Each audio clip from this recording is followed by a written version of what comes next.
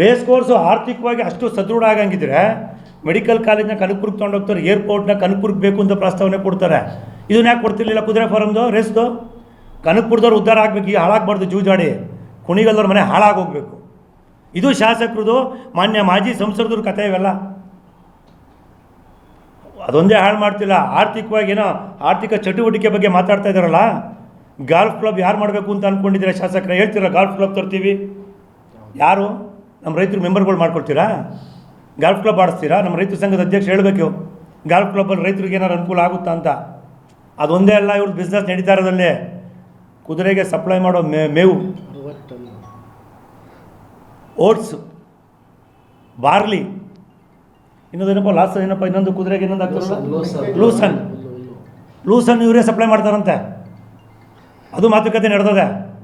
ಕುದುರೆಗೆ supply ಆಗುವಂಥದ್ದು ಏನೇನಿದೆಯಲ್ಲ ಇವೆಲ್ಲ barley ನಮ್ಮಲ್ಲಿ ಬೆಳಿಲಿಕ್ಕಾಗಲ್ಲ. ಅದು ಪಂಜಾಬು, ಹರಿಯಾಣ, ಕೋಲ್ಡ್ ಏರಿಯಾದಲ್ಲಿ ಬೆಳೆಯುವಂಥದ್ದು. ಬಾರ್ಲಿ ಇಲ್ಲ ಆಗಲ್ಲ.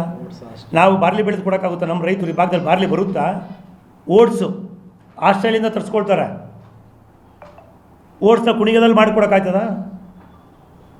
ಏನೋ ರೈತರುಗಳಿಂದ ನಮಗೆ ಹುಲ್ಲು ತಗೋಬೋದು. ನೆಲ್ಲುಲ್ಲು ಎಷ್ಟು ಸಿಗುತ್ತೆ? ನೆಲ್ಲುಲ್ಲು ನಮ್ಮ ದನಕರುಗಳಿಗೆಲ್ಲ ಹೋಯ್ತು ನೆಲ್ಲುಲ್ಲು. ನಾವೇ ಹೊರಗಡೆಯಿಂದ ಪರ್ಚೇಸ್ ಮಾಡ್ತಿದ್ದೀವಿ. ರೈತರಿಗೆ ಅನುಕೂಲ ಆಗುತ್ತೆ ಅಂತ ಶಾಸಕರು ಭಾಷಣ ಬಿಗಿತಾವ್ರು ಊರು ಸುತ್ತ. ನಮ್ಮ ಆನಂದ್ ಪಟೇಲವ್ರು ಹೇಳಬೇಕು, ರೈತ ಪರ ಹೋರಾಟಗಾರರು, ರೈತರಿಗೆ ಇದರಿಂದ ಯಾವ ರೀತಿ ಅನುಕೂಲ ಆಗುತ್ತೆ ಅಂತ. ಸೊ ಹೀಗಾಗಿ ಇದು ಸಂಪೂರ್ಣವಾಗಿ ನಾವು ಇದು ಕೇವಲ ಒಂದು ಸಾಂಕೇತಿಕ ಒಂದು ಪ್ರೆಸ್ ಮೀಟು. ನಾವು ಕೂತ್ಕೊಂಡು ಚರ್ಚೆ ಮಾಡಿ ಈಗ ಮುಂದಿನ 26ನೇ ತಾರೀಕು 28ನೇ ತಾರೀಕು ನಾವು ನಿಗದಿ ಮಾಡಿ ಹೇಳ್ತೀವಿ. ದಿನಾಂಕ ಇನ್ನೂ ಕನ್ಸಿಡರ್ ಮಾಡಿಲ್ಲ. ಇದು ನಾವು ನಮ್ಮ ಪಾರಂಪರಿಕ ಕುಣಿಗಲ್ ಕುದುರೆ ಫಾರಮ್ನ ಹೋರಾಟ ಸಮಿತಿ ವತಿಯಿಂದ ಇದನ್ನು ವಿರೋಧ ಮಾಡ್ತಾ ಇದ್ದೀವಿ. ರಾಜ್ಯ ಸರ್ಕಾರದ ವಿರೋಧ ಮಾಡ್ತಾ ಇದ್ದೀವಿ. ನಾವು ಇಷ್ಟಿಂದ ತಡವಾಗಿ ಯಾಕೆ ಅಂತಂದರೆ ನಾವು ಗೆಜೆಟ್ಗೋಸ್ಕರ ಕಾಯ್ತದೆ, ಬಟ್ ಗೆಜೆಟ್ ಇನ್ನೂ ಮಾಡಿಲ್ಲ.